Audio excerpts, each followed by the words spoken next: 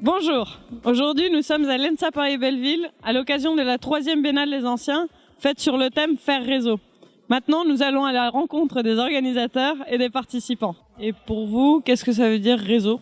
Réseau, donc synonyme d'échange.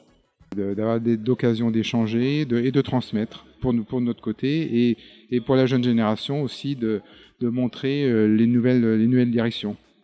Je pense que le mot plus proche, c'est l'amitié. Il y a un réseau professionnel, bien entendu, un réseau de savoir-faire, d'entrepreneurs, un réseau de clientèle. Je pense que toutes les grandes écoles ont des annuaires d'anciens. Enrichir la profession et surtout aussi savoir se défendre un peu tous ensemble au lieu de faire les choses un peu séparément, chacun dans son coin. Le réseau actuel, ça fonctionne comme un système de relations publiques souvent. Je crois qu'il faut quand même aller au-delà de ça. Il faut trouver des conditions de cet engagement. Un réseau, c'est des partages, c'est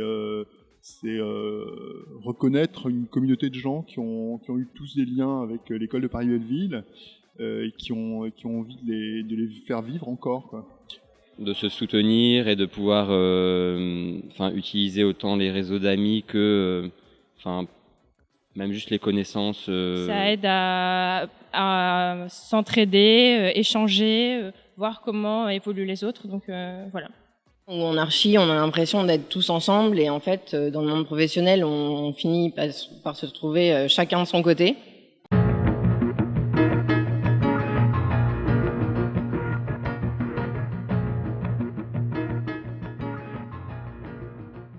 Bonjour à tous et à toutes. Nous vous remercions, Caroline et moi, et également Paloma, qui malheureusement ne peut pas être là parmi nous aujourd'hui, mais qui fait partie des 3 membres qui ont lancé cette idée de créer l'association des anciens de l'ENSAPB et UP8. Donc tout d'abord, nous vous remercions vraiment chaleureusement d'être parmi nous aujourd'hui. L'école va fêter ses 50 ans bientôt et il n'existait pas d'association des anciens jusqu'à aujourd'hui. Et on pense que ça manque à l'école. Il y a quand même 4000 diplômés qui sont sortis depuis la création de l'école, donc ce n'est pas rien. On a eu envie d'abord de les mettre en avant et puis surtout d'accompagner aussi l'initiative de créer une association des anciens élèves de Belleville. Moi je suis extrêmement heureux que cette initiative ait eu lieu et je la soutiens de tout bon poids parce que je considère qu'effectivement, pour toutes les raisons qu'a indiqué Cécile, c'est vraiment important et bien pour l'école et pour vous.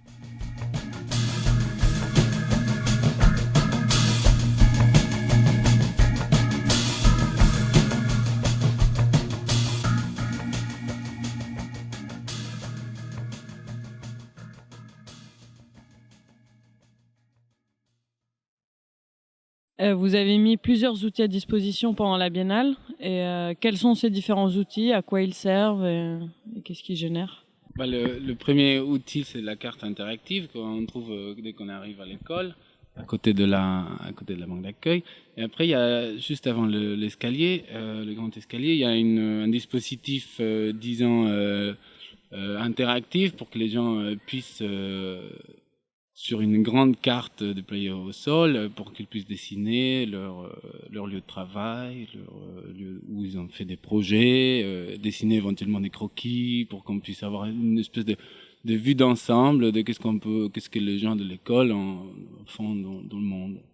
L'idée avec la carte interactive, c'était aussi de rentrer des données qui soient géolocalisées. Et en fait, c'est un moyen qui permet de retransmettre des données, de les partager et de venir petit à petit enrichir une base de données. C'est-à-dire qu'on a essayé d'organiser une fête pour pouvoir, pour que les liens entre les gens se construisent plus facilement. Voilà. Quels souvenirs avez-vous de Belleville ou de UP8 ? Surtout, UP8 était fondé par mes camarades Bernard Huet, Willy Charnes. On était tous ensemble à Philadelphie, chez Louis Kahn. Mon souvenir, c'est la continuité de notre amitié à Paris. C'est commencé à Philadelphie, et donc c'était une amitié très forte. Donc on n'a pas de souvenir de Belleville parce que c'était UP8 avant. Les souvenirs, c'était l'école qui n'était pas terrible, beaucoup moins bien que celle-ci. Mais autrement, c'est les fondements de notre travail. Et on se rend compte maintenant que et là aussi, toujours, tout ce qu'on fait, c'est bien se retrouve dans ce qu'on a appris. Alors moi, je garde un souvenir d'une école où on était les promos, il y avait une grande importance des promos, on était très soudés entre nous. Voilà, je garde aussi le souvenir des studios qui étaient assez marquants, avec des figures de professeurs qui laissaient leur empreinte clairement sur la façon de voir après l'architecture. Pour moi, l'ambition, c'était de faire une école rive droite, qui serait absolument l'opposé des Beaux-Arts, qui est rive gauche. Donc dans un quartier populaire, Belleville, c'est le Paris mythique du peuple. Paris-Belleville, donc pour moi c'est mythique. Les souvenirs de Belleville, je sais pas, c'est difficile à dire, peut-être les charrettes un peu difficiles de première année, avec le lundi soir très stressant avant le rendu du mardi. Peut-être les voyages de dessin aussi, parce que ça marque quand même beaucoup l'apprentissage des études à Belleville qui font sa spécificité. Donc je pense que ça forme à partir et aussi à revenir avec toujours un regard super neuf.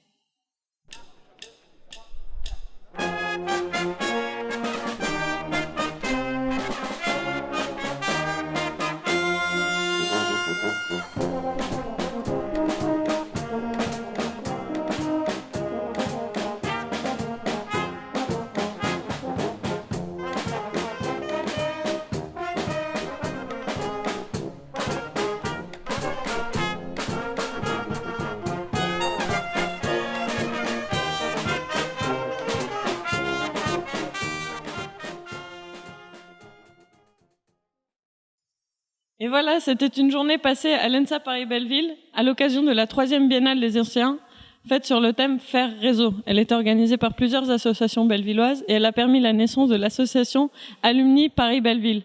Maintenant, c'était l'occasion de plusieurs rencontres, de discussions, de débats, et là, c'est l'heure de la fête, et moi, je les rejoins. Salut!